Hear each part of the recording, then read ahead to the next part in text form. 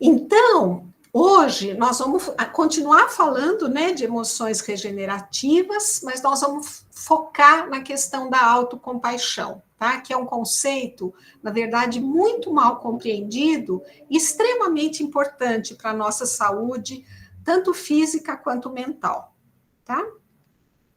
Nós vimos na aula passada a diferença entre empatia e compaixão, né? Então, muito rapidamente, quando a gente tem compaixão, a gente sente por e não junto. A compaixão, ela só acontece quando a gente está diante de sofrimento, né, de emoções negativas, enquanto que a empatia pode acontecer diante de emoções positivas ou negativas. Ela sempre envolve ética, e ela sempre envolve motivação para agir, para fazer alguma coisa para aliviar aquele sofrimento, ajudar, cuidar, de alguma forma tentar aliviar o sofrimento, tá? O que não é verdadeiro em relação à empatia e essa questão da ética e da motivação para agir, tá? Enquanto a empatia, o indivíduo fica pessoalmente sobrecarregado, na compaixão, o olhar é para o outro, então não há essa sobrecarga, então não há fadiga de compaixão, somente fadiga de empatia. E os circuitos cerebrais da empatia diante do sofrimento são circuitos de dor e de perigo, enquanto que na compaixão são circuitos de bem-estar, de recompensa, tá? Essa autora, numa aula, uma apresentação que eu ouvi dela no ano passado, ela fez uma diferenciação bem interessante também, então reforçando que diante do sofrimento, a empatia ela pode ser uma sensação muito estressante, muito desgastante, exaustiva até, tá? Que a gente chama de fadiga empática. E o outro lado seria a apatia. Então, diante do sofrimento, eu não me preocupo, eu não me importo, eu reajo como se eu tivesse anestesiada, indiferente àquele sofrimento. Eu não sofro, mas também não estabeleço nenhuma conexão, não faço nenhum engajamento, né, com aquela pessoa que está sofrendo, né? Então, é uma reação de indiferença. E a compaixão, ela seria o meio termo, então, entre essas duas reações. Eu não me afogo em sofrimento, mas eu não fico anestesiado diante do sofrimento, eu me importo, eu me preocupo e eu tenho motivação para ajudar da maneira como eu puder e sempre de uma maneira sustentável, ou seja, eu não fico muito sobrecarregada, nem fico paralisada diante daquele sofrimento, tá? E o Thupten Jinpa lembra que a gente pode, então, oferecer compaixão para os outros, né? Receber compaixão dos outros e oferecer e receber de mim mesmo, né? Eu mesmo ofereço compaixão para mim mesmo quando eu estou num momento difícil, quando eu estou num momento de sofrimento. Então, a compaixão, ela só seria completa quando houver também autocompaixão, porque todos nós sofremos, né? Então, a vida, ela tem momentos difíceis para todos nós. Então, a gente deve se incluir naquele círculo de compaixão. Não só compaixão para as pessoas que eu amo, para os meus familiares, para os meus amigos, mas também para pessoas desconhecidas, mesmo para os meus adversários, mas eu tenho que tentar sempre me incluir nesse círculo de compaixão. Tá?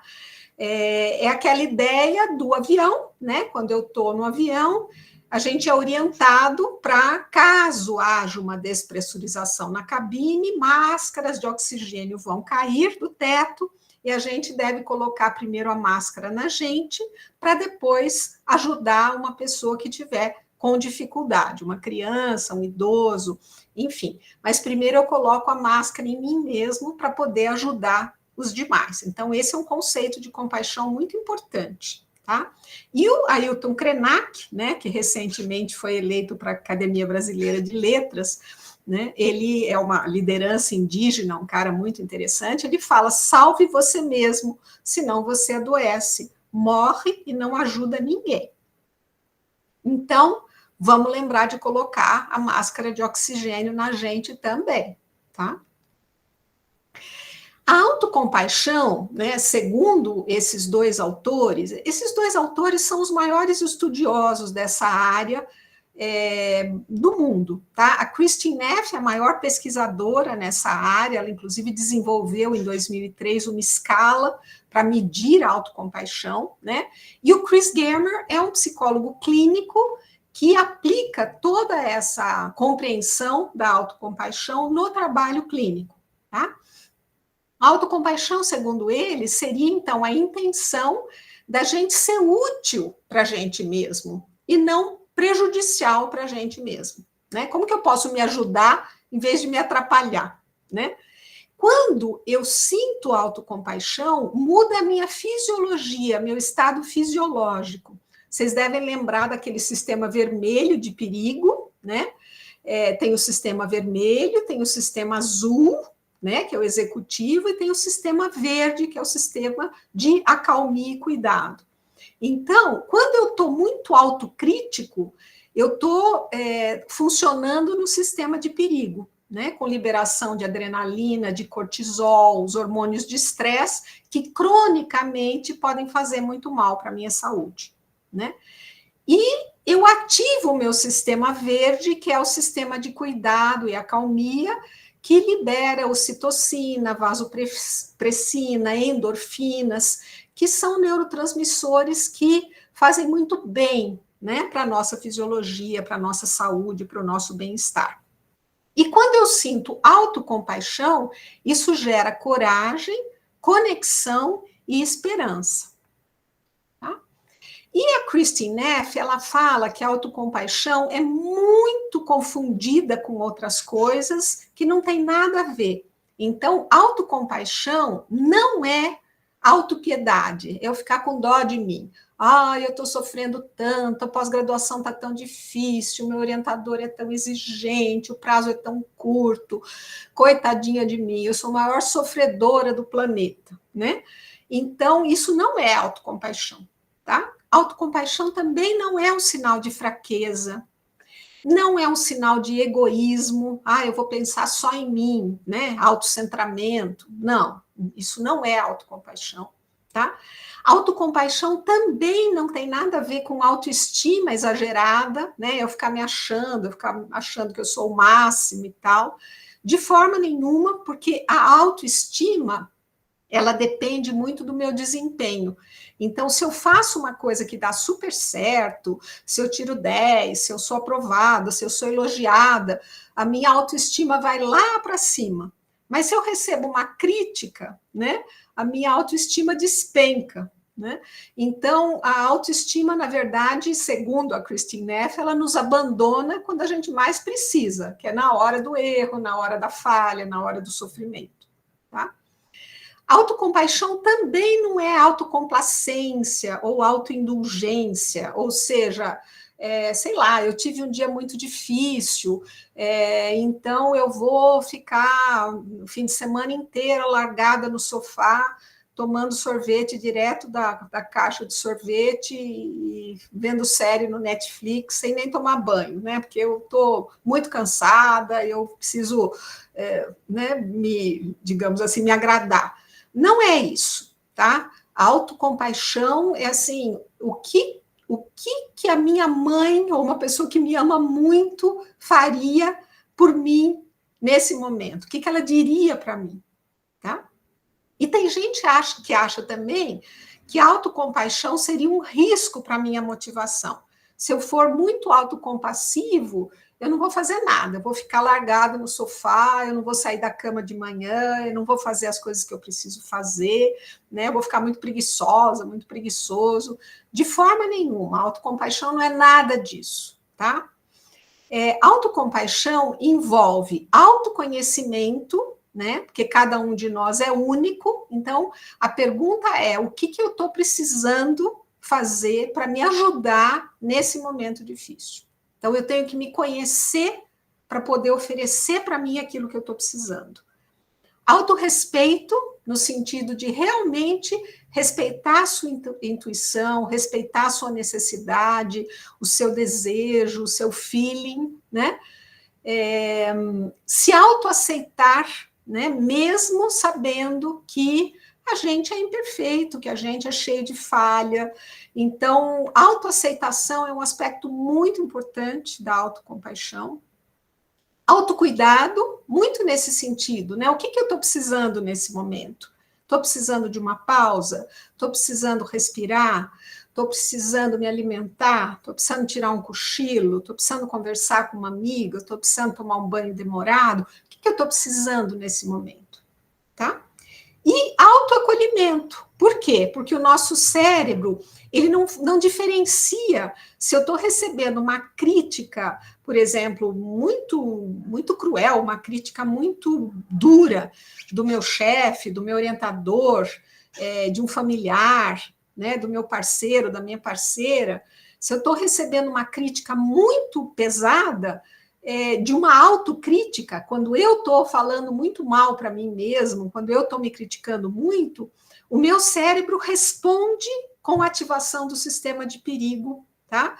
Níveis de hormônio de cortisol, adrenalina, né? Hormônios de estresse são ativados da mesma forma. Tá? Resumindo em uma frase, autocompaixão seria a gente se tratar como trataria uma pessoa super querida que estivesse sofrendo, que estivesse num momento difícil, que estivesse doente, que tivesse tido alguma perda, que tivesse cometido algum erro, que tivesse falhado ou fracassado em alguma coisa que tentou, tá?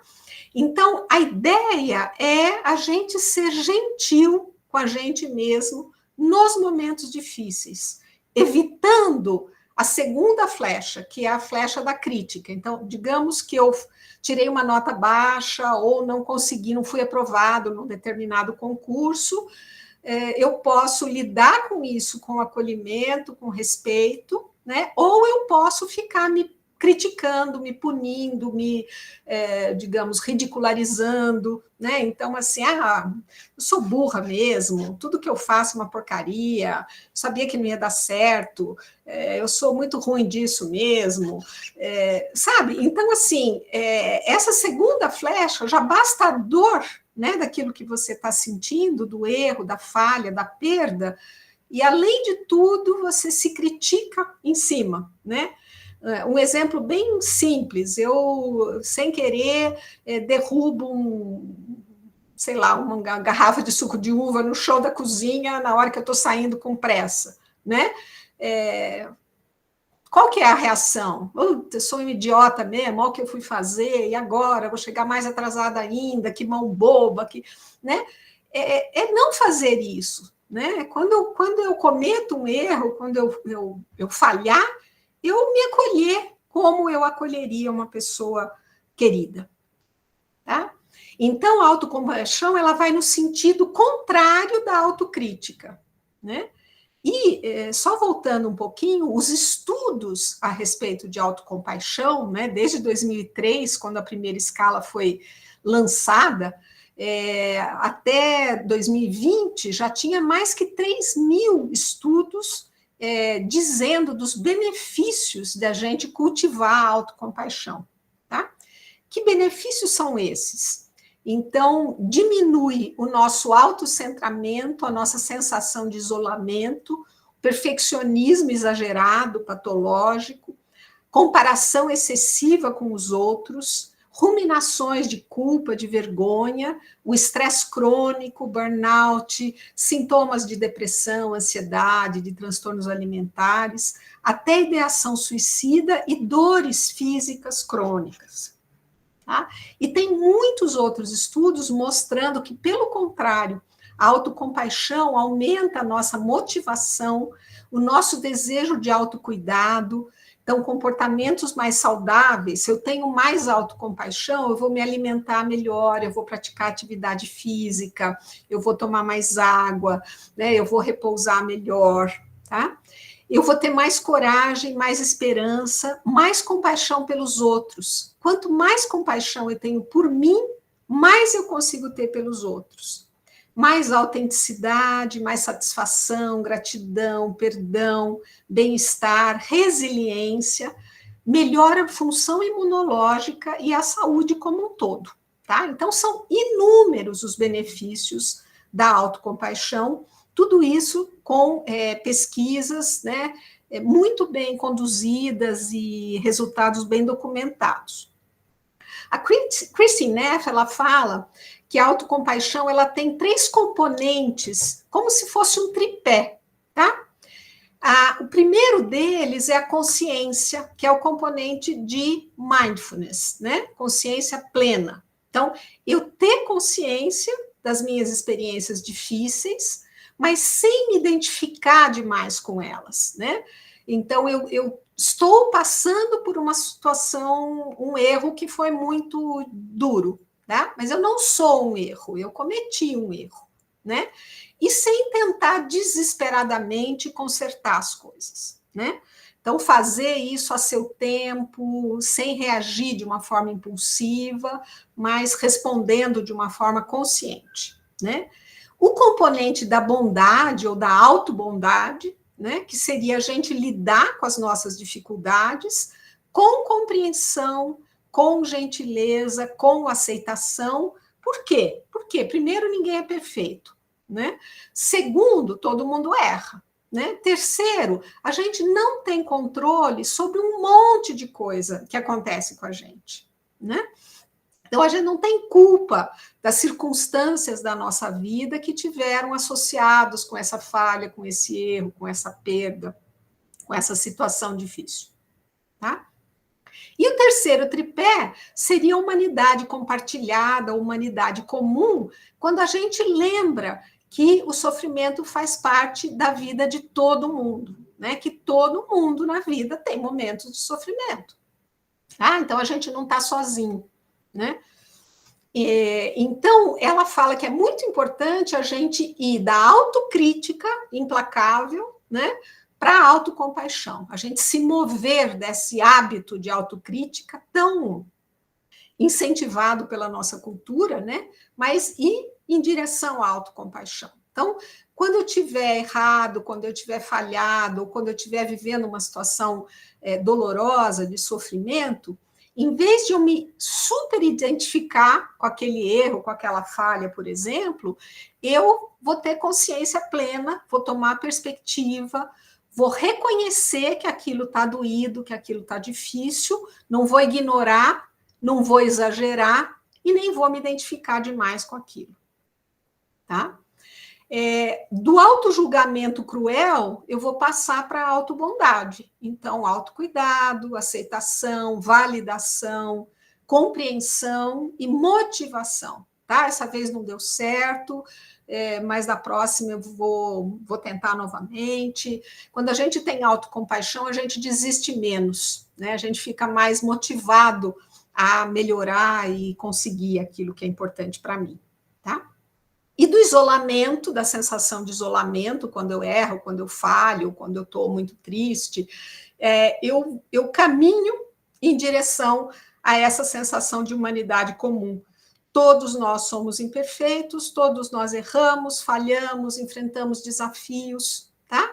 Então, o caminho seria esse, de eu sair do meu hábito de autocrítica, que é muito cultural, né?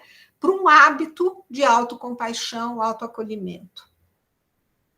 E o Desmond Tutu dizia, né, que ninguém tem que ficar chateado consigo mesmo, né, o que só aumenta a frustração. Nós somos seres humanos falíveis, todos nós.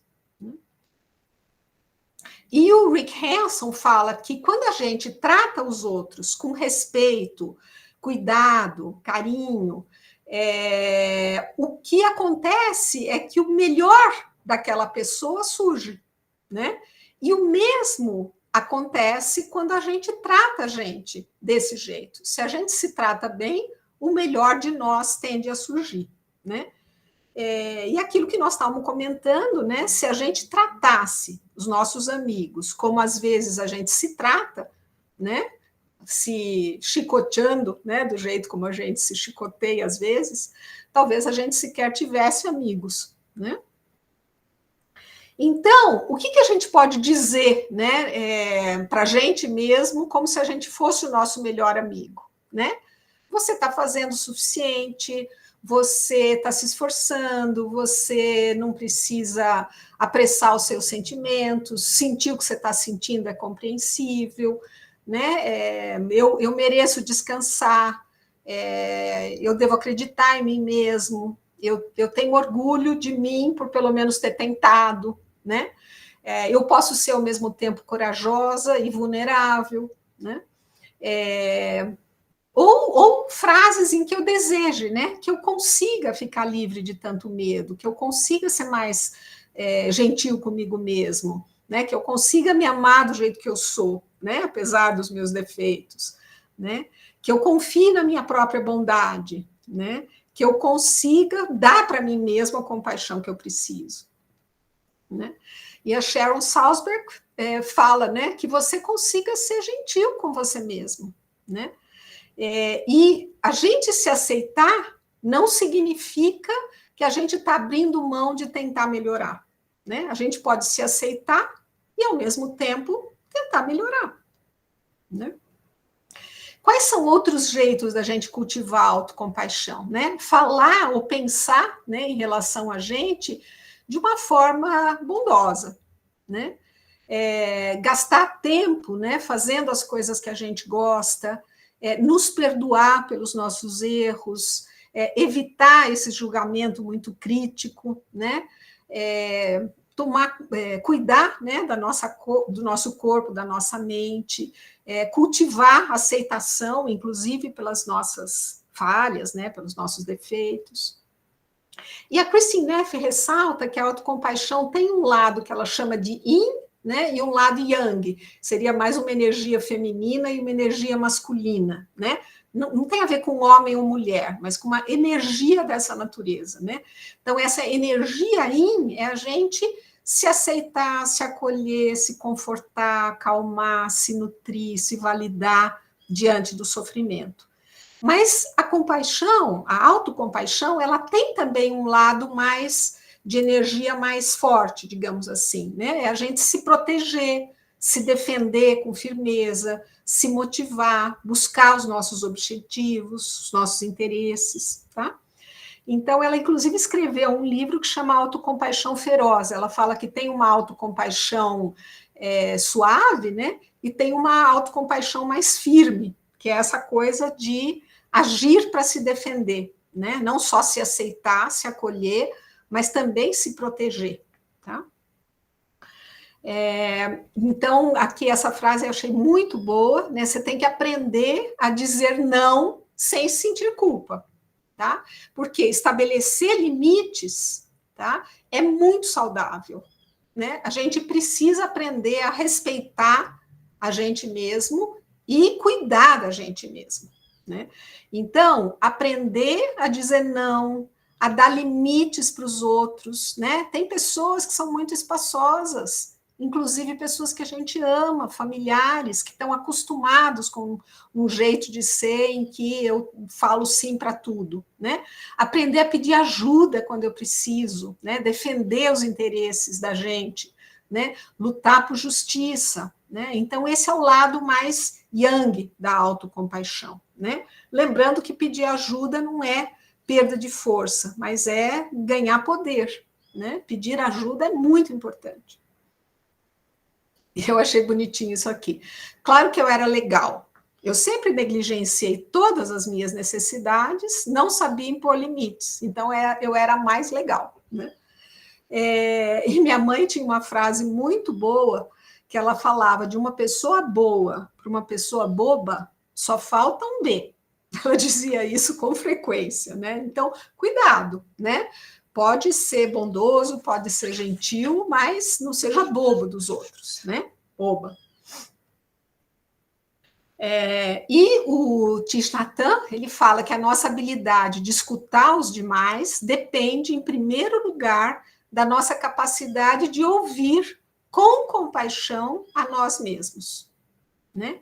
E a Pema Chodron, ela fala, seja mais gentil com você mesmo e então deixe a sua bondade inundar o mundo.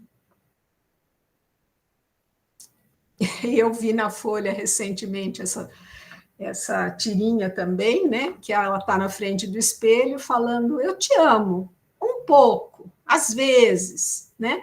Às vezes a gente tem que começar meio devagar, né? Às vezes eu não consigo nem dizer eu te amo na frente do espelho, mas eu posso dizer: eu estou fazendo o possível para te amar, ou tenha um bom dia, né? A gente pode começar devagarzinho, né? Quando a autocrítica é muito, muito forte, tá? Aos poucos a gente vai conseguindo. Essas são algumas leituras recomendadas, né? Esse livro, Um Coração Sem Medo, já mostrei para vocês na última semana, porque a compaixão é o segredo mais bem guardado da felicidade, né? E a autocompaixão também, né? Está relacionada com felicidade. Esse é o livro mais importante da Christine Neff e do Chris Germer, que é Mindfulness e Autocompaixão, um guia para construir forças internas e prosperar na arte de ser o seu melhor amigo. Tá? Então, é bem o conceito de autocompaixão, é um livro bem prático, traduzido para o português já. Né? Tem esse outro, da Christine Neff, tá? E tem esse outro da Brené Brown, que é A Coragem de Ser Imperfeito, que é mais conhecido e que nós vamos falar um pouquinho mais dele na próxima semana. Tá? Livros que ensinam compaixão são mais do que simplesmente histórias. São instrumentos para construir um mundo melhor. E para finalizar, gente, lembrar que a transformação pessoal, a nossa transformação pessoal e a transformação social que a gente deseja estão totalmente interconectadas. É muito difícil mudar o mundo se eu não consigo cuidar de mim, se eu não consigo me transformar. Né? E essa outra frase, na mesma direção, né? Para que a gente consiga levantar o planeta, você tem que se levantar primeiro, né? Acostume-se a cuidar de você mesmo, assim você vai ser mais útil, digamos assim, para o mundo, para as outras pessoas e tal. Eu não tenho a menor dúvida disso, gente. Eu acho que toda revolução começa com uma revolução interna e talvez a primeira revolução que a gente precise seja essa revolução de se permitir o autocuidado, a autocompaixão, né, a autoaceitação, para que a gente possa realmente fazer uma diferença positiva no mundo, né, dentro da área que a gente escolheu, dentro das nossas possibilidades.